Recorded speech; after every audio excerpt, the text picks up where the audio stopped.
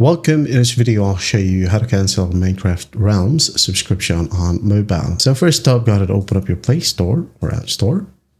And then just find the U section at the bottom right or at the top right, depending on your device. Wait for it.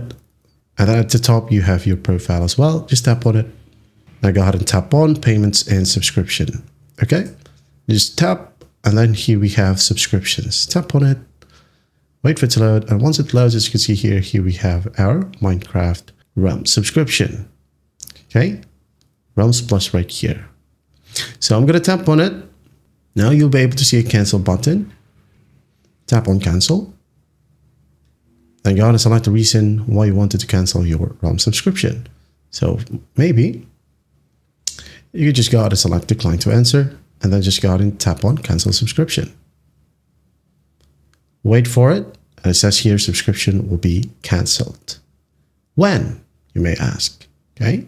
The subscription will end on the 30th day, all right, or exactly 1 month. For example, I have subscribed April 16, so it will end May 16. There you go. That's how simple it is to cancel your Minecraft Realm subscription on mobile. I hope this video helps, and I'll see you in the next one.